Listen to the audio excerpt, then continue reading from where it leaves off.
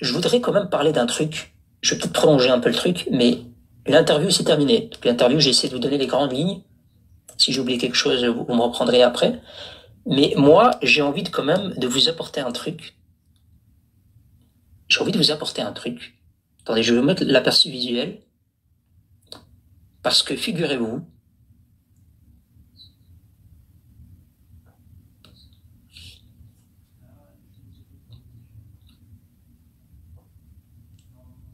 ah, je suis désolé pour vous les Algériens. Non, non, non, c'est pas vous qui avez dit non, c'est eux. En fait, il y a des analystes, des spécialistes, et il y a même des gens en Israël qui ont on va dire qui. Je vais vous donner l'exemple de Eddie Cohen. Lui, par exemple, c'est un spécialiste du conflit israélo-palestinien. C'est un chercheur, journaliste. Je pense qu'il est israélien d'origine libanaise. Il a une licence en sciences politiques, maîtrise et doctorat en histoire du Moyen-Orient, donc c'est pas rien du tout. Et en fait, ce gars-là, Eddie Cohen, euh, il est quand même influent. Il est quand même, tu leur fais mal, Khoya, il parlait de toi sur Radio Maghreb. C'est pas grave, c'est très très bien. Il continue à parler de moi. Alors, Eddie Cohen, que je connais pas plus que ça en réalité, j'ai juste un peu découvert le profil et le parcours. En fait, ce gars-là, apparemment, d'après les Israéliens eux-mêmes, d'après les médias israéliens et l'environnement israélien, ce Eddie Cohen apparemment est très influent. Il est même proche de beaucoup de sources importantes dans le gouvernement israélien, et c'est même le porte-voix d'Israël, mais porte-voix officieux, pas officiel. Donc, quand il y a quelque chose qui doit être étalé sur les réseaux sociaux, eh ben, ça passe souvent par lui. Je crois qu'il doit avoir un tout petit peu moins d'1 million d'abonnés. Donc, il a une certaine influence, apparemment. Et donc, lui, il a porté son analyse par rapport à Tebboune, par rapport à cette interview et cet appel du pied, là, ou je sais pas comment on peut appeler ça, cette tentative de séduction de Tebboune pour normaliser ses relations avec Israël. Et il a expliqué que ça avait très peu de chances d'aboutir. Très peu de chances d'aboutir. Pourquoi? Pour un tas de raisons qu'il explique, que je peux vous détailler. Il explique tout d'abord que Israël, elle veut surtout pas se rapprocher d'un pays responsable de l'une des plus grandes opérations d'expulsion massive des Juifs qui était présent en Algérie. Donc déjà, il dit, déjà cet aspect-là, pour cet aspect-là, Israël attend quelque chose de l'Algérie par rapport à ça. Il explique aussi, et ça c'est très important, l'Algérie, c'est quand même un pays sans poids, sans influence sur la scène internationale. Donc, il n'y a pas grand-chose à gagner de normaliser avec un État isolé. C'est ce qu'il explique aussi. Et il a aussi expliqué que Tebboune, il a beau bavarder, dire qu'il met une condition ou deux ou trois ou six, mais Israël a la mieux à faire que commenter ce que raconte ce président qui change de position comme on change de chemise. Et en fait, il a dit les paroles de ce président, ça compte pour du beurre. Donc de toute façon, ce qu'il raconte, c'est pipeau. Donc, les Algériens, votre président il a encore manqué l'occasion de se taire, et une nouvelle fois, il se fait ridiculiser par les porte-voix d'Israël. Il a même rajouté une chose, c'est pas fini, parce que là vous êtes fait massacrer en réalité, c'est incroyable. Il a même rajouté, je cite, si le président algérien croit pouvoir instrumentaliser la question de la normalisation comme un levier de pression ou un atout diplomatique, il se trompe lourdement, car Israël ne reconnaît que les intérêts réels et non les surenchères politiques déconnectées de toute réalité. Je ne sais pas si vous comprenez les Algériens, cette phrase, mais elle est quand même explicite. Hein. Et donc, le spécialiste du monde arabe, donc ce Eddie Cohen, il dit qu'Israël n'ira jamais normaliser avec un État voyou et antisémite en plus. Parce que, et il rappelle des éléments, et je pense qu'on en avait parlé, il y a tout juste 2 semaines, donc 2 semaines avant cette interview, le régime algérien, une fois de plus, il a démontré aux yeux de tous que l'antisémitisme était quelque chose de banal en Algérie, puisque souvenez-vous, ils avaient fermé une maison d'édition qui s'appelait France Fanon, il me semble. Et cette maison d'édition, c'était pas n'importe laquelle, comme il y avait un énorme catalogue de publications pendant pendant 10 ans, une dizaine d'années. Et donc le régime algérien a fermé cette maison d'édition. C'était en janvier, donc c'est récemment, hein, 2 semaines, à la mi-janvier. Donc juste quelques jours en fait avant cette déclaration de Tebboune d'une éventuelle normalisation. Et pourquoi ils ont fermé cette maison d'édition? Ben tout simplement parce qu'il y avait une publication d'un livre intitulé L'Algérie juive. Ah ouais, les Algériens, tu leur dis juif, juive, machin, il y a des boutons qui poussent. L'auteur de ce livre, en plus c'était une franco-algérienne, elle a été censurée et elle a aussi été rappelée à l'ordre. Pourquoi? Ben tout simplement, les Algériens, la raison elle est très simple. La raison de cette censure, j'ai reçu un avertissement, je crois, non. La raison de cette censure, c'est juste qu'elle a osé parler d'un héritage juif de l'Algérie. Ah ouais, quand vous dites aux Algériens, vous avez un héritage juif, ça passe pas. Non, c'est chut. Faut pas dire ça. Faut se taire.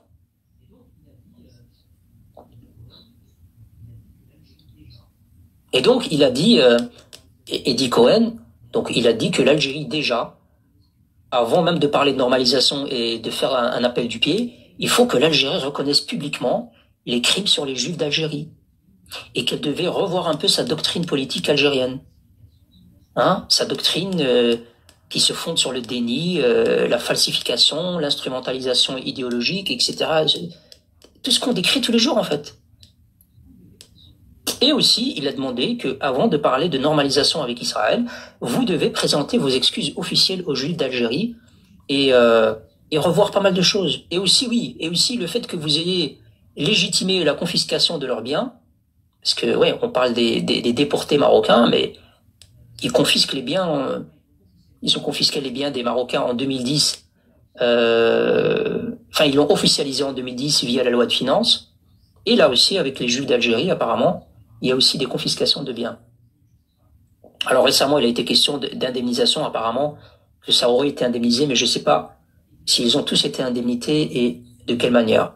Donc, Eddie Cohen, il explique qu'avant de bavarder de manière hasardeuse, ben, Tebboune, il devrait déjà demander, tu vois, l'ouverture d'un dialogue, un canal de communication avec Israël, et demander d'abord une réconciliation sérieuse, hein, fondée sur une justice historique, et non pas commencer à manipuler le blabla, hein, et essayer des manœuvres diplomatiques creuses qui servent à rien. Je crois qu'il a raison, hein, sur ça.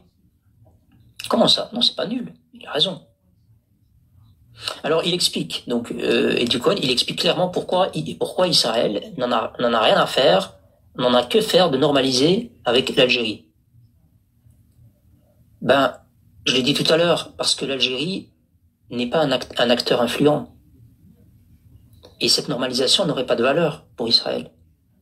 Et il le dit lui-même, je reprends ces termes, il dit l'Algérie manque de poids dans le système régional et reste un État isolé, replié sur lui-même, incapable de produire une politique étrangère rationnelle et équilibrée.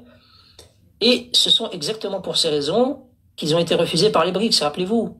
La célèbre phrase du chef de la diplomatie russe, Sergei Lavrov, il avait défini les critères des pays souhaitant rejoindre les BRICS. Et il avait dit, ben, les pays qui souhaitent rejoindre les BRICS, ils doivent avoir du poids.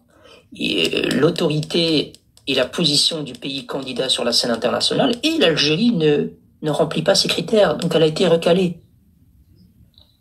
Et donc, Eddie Cohen, il explique la même chose. Il dit, nous, on n'a rien à gagner avec ce pays. Il est isolé, il n'a pas de poids. Qu'est-ce qu'on va gagner de lui? Rien. Et il explique aussi que cette Algérie-là, en plus, elle est prisonnière d'une mentalité des années 60. Hein, elle s'enferme sur elle-même avec un régime militaire qui a aucune vision à part se maintenir, une économie fragile qu'on sait tous, hein, qui s'appuie sur les revenus des hydrocarbures, sans jamais avoir réussi à diversifier son économie. Sur le plan militaire, ben, les caporaux, ils passent leur temps à menacer tout le monde, mais en réalité, ils n'ont aucune capacité d'influence, c'est que du pipeau. C'est Eddie Cohen qui le dit. Après, les Algériens, si vous n'êtes pas contents, demandez à l'Égypte d'ouvrir les frontières et vous savez quoi faire, comme a dit Amit Tebboune. Et je finis par une dernière chose. Il dit, les grandes mutations internationales imposent aux pays du monde de redéfinir leur politique intérieure et extérieure en mettant de côté les surenchères idéologiques et populistes. C'est vrai. Et partant de cette réalité-là, personne n'attend, en tout cas l'Israël, elle n'attend pas de l'Algérie quoi que ce soit. Parce que ce régime-là, le régime algérien, il a déjà aucune légitimité en interne, en Algérie, et il passe son temps à utiliser des slogans et pour essayer de cacher son impuissance à assurer le développement, la stabilité et l'avenir de ce pays. Voilà. En gros, je vais pas la faire plus longue que ça. Moi, je trouve que c'est quand même une réponse fracassante d'Israël, même si c'est pas un communiqué officiel, même si c'est pas un membre du gouvernement, ça reste une tête influente, officieuse, qui, la plupart du temps, un peu comme vous avez vous là avec les guignols là, vous savez, vous avez souvent, comment il s'appelle, Daragé. Vous avez comme ça des influents là, à chaque fois ils arrivent avec des tweets et ils ont des connexions avec le régime algérien qui leur dit voilà, est-ce que tu peux communiquer sur ça, est-ce que tu peux communiquer sur ça. Et ce Eddie Cohen, c'est un peu pareil, un peu la même chose. Donc c'est une personne influente qui souvent se fait dicter quelques orientations. Et donc là, Israël vous dit allez vous faire foutre les Algériens. Elle a pas envie. Elle a pas envie de votre normalisation. Donc voilà, bien essayé, mais ils veulent pas apparemment, les Algériens. Ils ont pas envie. Qu'est-ce que t'en penses, Thilo? C'est ce qu'on répète à longueur de live depuis des années maintenant, Brahim. C'était en l'occurrence un des arguments majeurs qu'on opposait aux Kalarila qui osaient monter face à nous. Ils sont de moins en moins nombreux maintenant, voire ils se font carrément rares, et je les comprends. À leur place, je viendrai pas me confronter à nous. Mais c'est ce qu'on leur disait. On leur disait, c'est pas vous, en fait, qui rejetez Israël.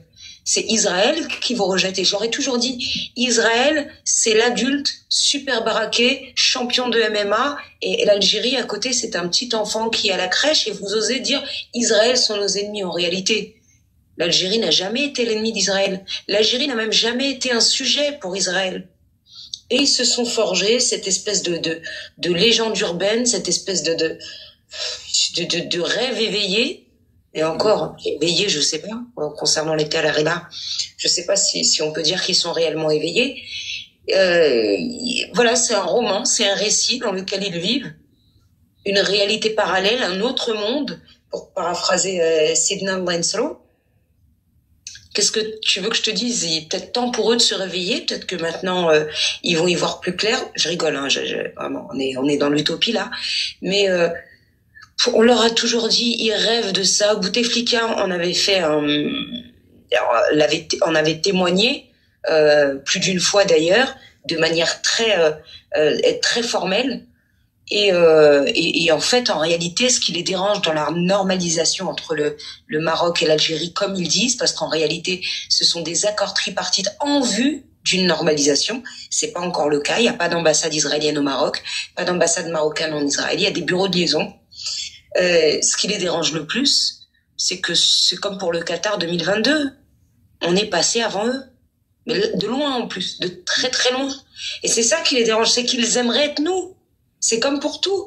C'est comme pour la culture, c'est comme pour le patrimoine, c'est comme pour l'économie diversifiée, c'est comme pour la confiance qu'ont les institutions internationales envers le Maroc, que ce soit économiquement ou que ce soit par rapport à sa lutte contre le terreau. Dans tous les domaines, en fait, on les devance et en fait, ils ne le supportent pas, tout simplement. Et moi, j'ai pas attendu aujourd'hui pour le voir, hein, et toi non plus, Brahim, parce que ça fait des années qu'on leur dit, on est plusieurs à leur dire, il n'y a pas que toi et moi, quasiment la plupart des gens là le disent, soit parce qu'ils montent en guest, soit ils organisent des lives, soit ils le disent par écrit, soit certains j'en vois qui commentent aussi sous les publications. Bon, s'il y avait au moins 2-3 Marocains qui ne le savaient pas, maintenant vous le savez. Absolument.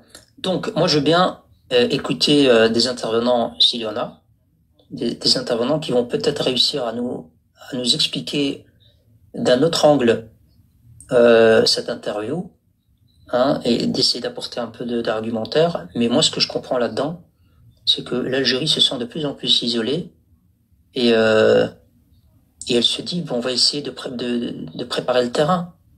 Petit à petit, comme ça, la pilule va passer. Hein, on va expliquer petit à petit, comme des petits enfants aux Algériens, pourquoi est-ce que la normalisation des relations avec Israël, hein, pourrait se concrétiser un jour.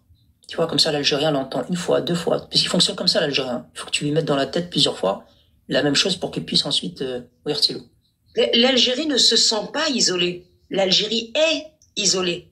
Elle se sent pas isolée parce que déjà, si l'Algérie se sentait, elle commencerait par faire le ménage dans son pays.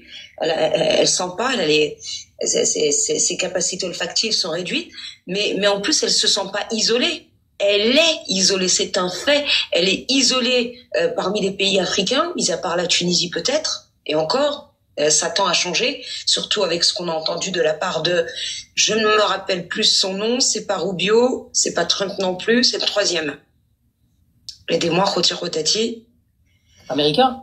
Oui. Comment il s'appelle? Blinken? Je sais plus. Non, qui a parlé de la Tunisie récemment. Ah, de la Tunisie. Non, vous voyez de qui je parle. Mis à part la Tunisie, dans le monde arabe, c'est pareil. Vous avez vu j'allais dire le camouflet, mais les camouflets. Robinson, c'est ça. Pendant la coupe, pendant la Ligue arabe. Dans les pays occidentaux, c'est pareil. Xi Jinping qui fait une halte au Maroc et qui passe même pas faire un petit pipi en Algérie. Il y a pas d'eau. Voilà. Comment il s'appelle Lavrov, bon, qui ces derniers temps a encore fait volte-face, mais qui en réalité, ça fait quasiment 3 ans qu'il tape sur l'Algérie. En gros, et même dans les pays d'Amérique du Sud, vous l'avez bien vu avec le Panama, vous l'avez vu avec l'Équateur. Voilà, enfin, il reste quoi avec l'Algérie? 3 pèlerins et un tondu? Un petit peu de Tunisie, l'Afrique du Sud, mais qui idéologiquement colle avec l'Algérie. Et encore, hein, c'est pas toute l'élite, parce que si vous regardez, il y avait du grabuge ces derniers temps du côté de l'Afrique du Sud, et d'ailleurs, on aurait dû en parler, on n'en a pas parlé. Le Venezuela, bon, ça va. Cuba, ok, bon. Donc concrètement, l'Algérie, elle ne se sent pas tout court déjà, et elle ne se sent pas isolée. Elle est isolée, c'est un fait. Ouais. Et terminer les bananes qui viennent du Panama. Alors, je sais pas pourquoi j'ai dit ça. Alors, parce que c'était une vidéo d'Abdou Samar où la seule chose qu'il a relevée par rapport au soutien du Panama au plan d'autonomie proposé par le Maroc, c'était le fait que le prix des bananes en Algérie allait augmenter. Je te jure que c'est vrai, c'est par rapport à ça. Elle a dit ça. C'est la seule chose qu'il a retenue des dernières prises de position du Panama, enfin même de la confirmation, la réaffirmation, pardon, du Panama, c'est que le prix des bananes allait augmenter, qu'il allait y avoir une autre pénurie de bananes. Voilà. Oh merde.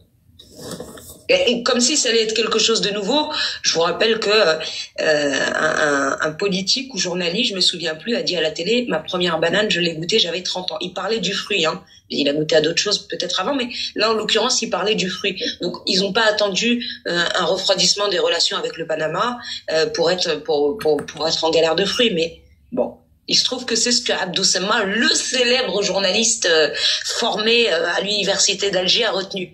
Vous voyez donc leur capacité à former l'élite chez eux. Ah, il est universitaire et tout. C'est bien ça. Absolument. Et il pense faire partie de l'élite algérienne, c'est dire. Bah écoute, c'est mieux que tout ce qu'on a pu entendre jusque-là, je crois. C'est pas fameux, le niveau en même temps. L'ascenseur. Est-ce que on fait monter des intervenants? Alors moi, je veux bien faire monter des gens pour parler de ce sujet-là, mais je vais être intransigeant. Les gens qui montent pour nous dire vous maintenant, pourquoi vous faites ça? Vous maintenant, etc. Non. Vous allez voir, vous allez redescendre aussi vite. C'est simple. Les gens qui vont monter pour nous dire pourquoi vous faites ça, vous cassez pas la tête. Appelez Radio Maghreb 2, je crois que c'est ça le nom de la chaîne, que personne n'écoute. Appelez Radio Maghreb 2 et faites votre tambouille entre vous. Il y a un journaliste qui est prêt à vous écouter. A priori, il a une dent contre nous. Donc, appelez-le et puis plaignez-vous, c'est en public et vous aurez peut-être un petit peu comment dire, vous aurez une oreille attentive sur cette radio. Mais nous, ici, on n'a pas le temps. Absolument. Visiblement, les journalistes algériens, eux, en ont. Est-ce que vous voulez qu'on fasse monter des gens tout de suite ou est-ce que vous voulez écouter certaines interventions qu'on a écoutées durant les dernières heures sur cette interview de Tebboune, des interventions qu'on a pu écouter ici et là, très courtes, notamment sur CNews et ailleurs. Si vous voulez qu'on laisse ça pour tout à l'heure, s'il y a du monde qui veut monter, on fait monter les personnes qui veulent monter, évidemment, d'abord. Donc c'est toujours la même chose, hein. Les gens qui ne sont jamais montés, même si vous affichez un drapeau marocain, etc., le minimum, s'il vous plaît, on vous demande pas de donner votre adresse, votre numéro de téléphone et votre nom, juste d'où vous venez.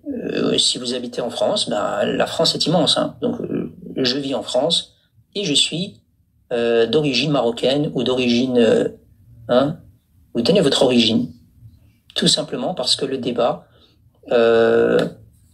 nécessite qu'on sache de quelle origine vous êtes et ça nous laisse ensuite on peut comprendre un peu l'approche avec laquelle vous allez aborder le sujet. Voilà. Il y a une certaine parité en bas concernant ceux qui veulent écouter les interventions d'abord et ceux qui veulent faire monter d'abord. Je donne mon avis. Je pense qu'on devrait écouter les interventions d'abord, comme ça on a tous les éléments pour pouvoir débattre après ça. D'accord, allez, c'est parti. C'est parti. Alors, je vais vous faire écouter la première. C'est Jordan Bardella qui a été attaqué par Tebboune, qui l'a qualifié de petit jeune. Et je vois que Bardella n'a pas apprécié. On écoute. Si demain nous sommes à la tête de l'État, nous ferons exactement ce qu'a fait Trump à l'égard de la Colombie, c'est-à-dire faire respecter l'intérêt national. Et je peux vous assurer que si l'Algérie continue à multiplier les provocations et que demain nous sommes à la tête de l'État, il n'y aura plus un seul visa pour des ressortissants algériens à partir du moment où l'Algérie refuse de récupérer plus un seul visa algérien à partir du moment où l'Algérie refuse de récupérer ses ressortissants. Je mettrai fin à l'aide au développement et aux millions d'euros qui sont dûment collectés par le travail de nos compatriotes en France et qui servent à financer le régime algérien. Nous suspendrions les transferts de fonds privés. Je mettrai fin au scandale des visas pour soins qui fait que 40% des Algériens qui demandent un visa sur le sol français sont des visas pour soins, c'est-à-dire des visas pour venir se faire soigner dans notre pays aux frais de la princesse. Nous empêcherions les dirigeants algériens de venir se faire soigner sur le sol français. Et croyez-moi qu'à partir du moment où nous ferions respecter les intérêts de la France, nous pourrions rebâtir demain une relation beaucoup plus saine. Voilà, en résumé, c'est charte. Ils sont décidés à vous fouetter, là, j'ai l'impression. Il est énervé, Bardella, il n'a pas apprécié. Alors, une deuxième intervention, et après, si vous voulez, on commente. Quand il a parlé de princesse, c'est pas... non, ça n'a rien à voir avec Algérie. Oui, mais j'ai lu dans son intégralité l'interview du président Tebboune dans l'opinion. C'est d'une rare violence, mais avec des propos et avec des amalgames et des comparaisons absolument inacceptables. En disant que Marine Le Pen pourrait, si elle était élue, parquer les Algériens en Veldiv et ensuite les déporter. Donc des références au nazisme. Et en disant, écoutez, nous on a une rente mémorielle, on a été occupé pendant plus d'un siècle. Vous avez été occupé pendant 4 ans, vous continuez à faire des cérémonies de mémoire, comme si l'occupation nazie en France, c'était la colonisation française en Afrique du Nord, vous voyez.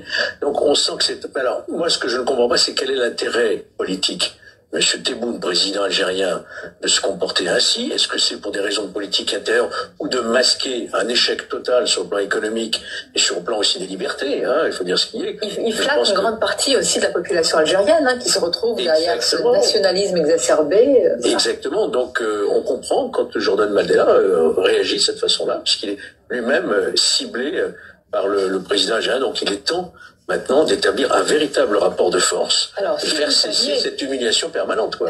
Mais ce qui est quand même assez surprenant, c'est que le régime algérien passe son temps à nous cracher dessus parce que nous sommes faibles.